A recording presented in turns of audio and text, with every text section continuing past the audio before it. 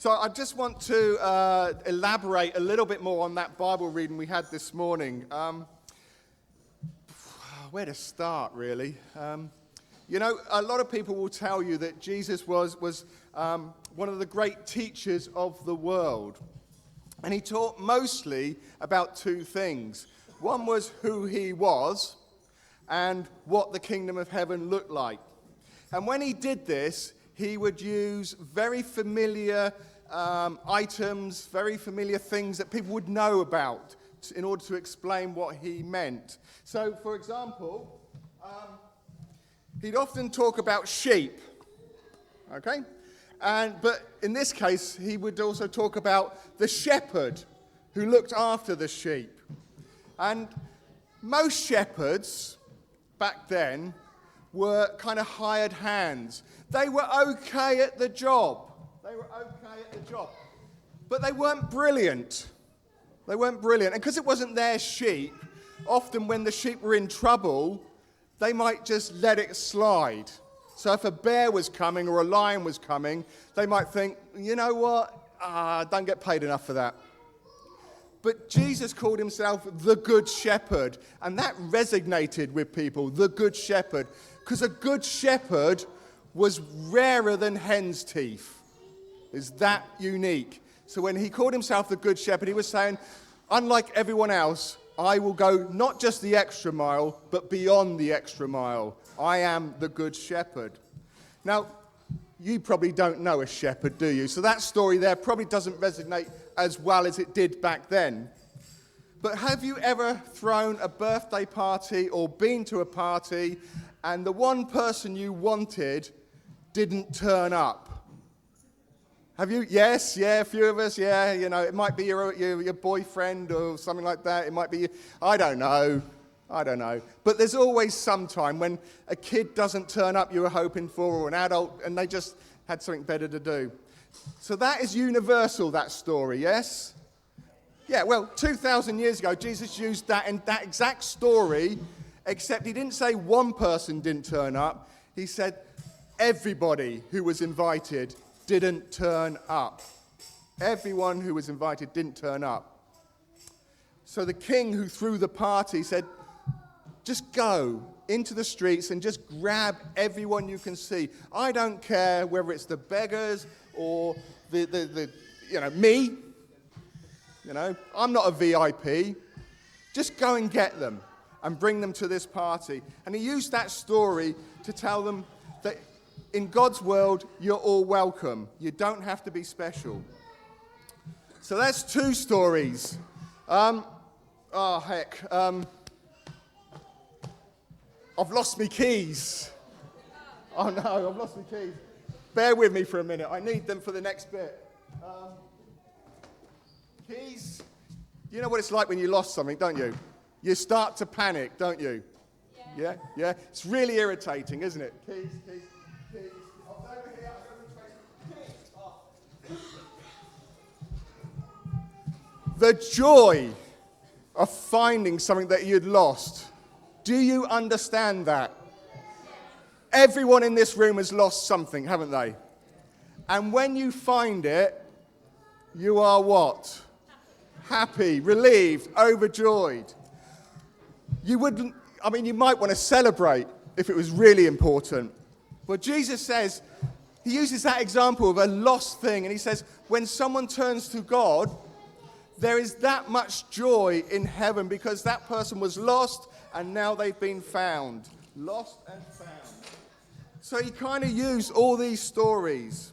And today, this story about the wise and foolish builder, which we heard earlier, that's a great illustration. One builder builds a house on the rocks. It's firm, it's stable. The storms that come can't break it down.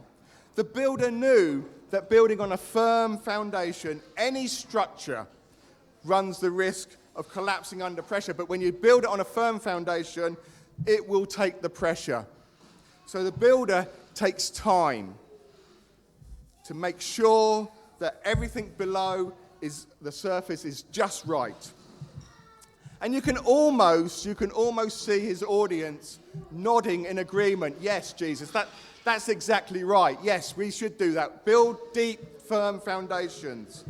And then they'd be laughing. They'd go, ha, ha, ha, when he tells them about the man who builds on the sand. Because everybody knows it's going to collapse at some point.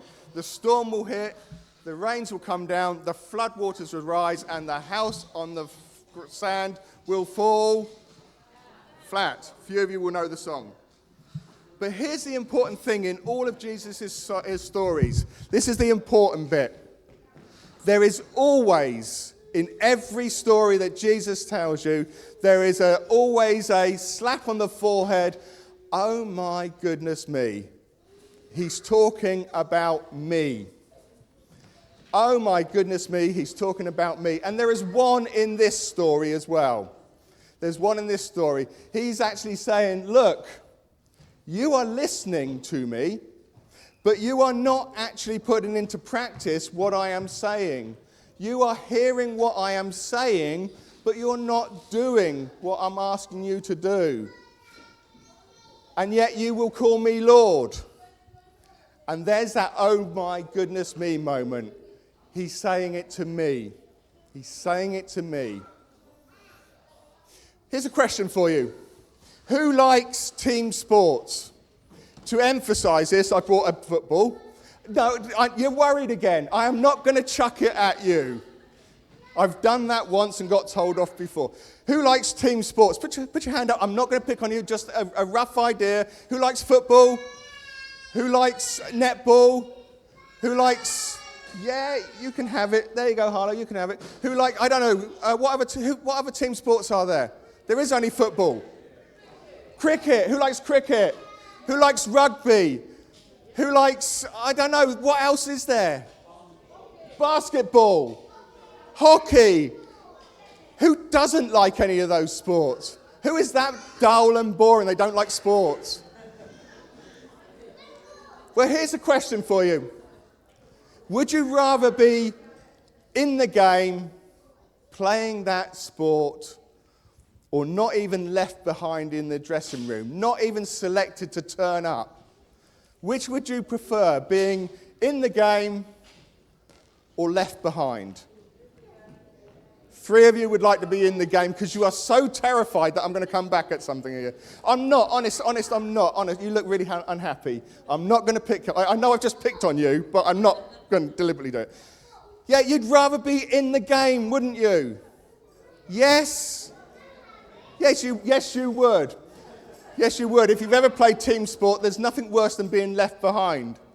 You want to be part of it. Well, if you want to be part of it, then what do you have to do?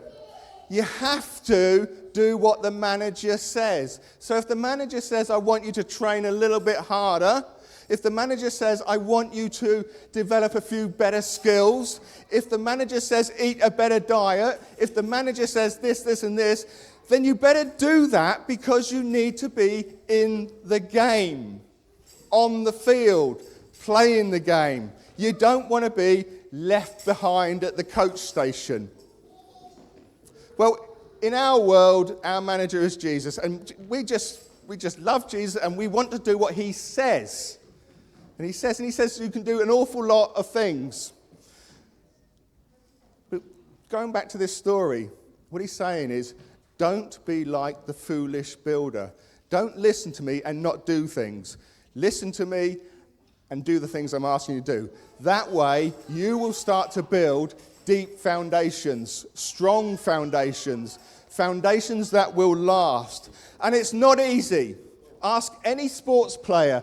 It is not easy being in the team because it's hard work. It takes effort. It doesn't happen overnight. And that is the same with being a Christian. It's hard work. It doesn't happen overnight. And it certainly won't stop all those arrows coming at you. But just maybe, you will be able to cope with those arrows better, those arrows from life. So the question I'm asking you now, do you want to be in the game, part of the team, or do you want to be left behind? Don't answer that question. That is one for you to think about as you leave this building this morning. Thank you very much.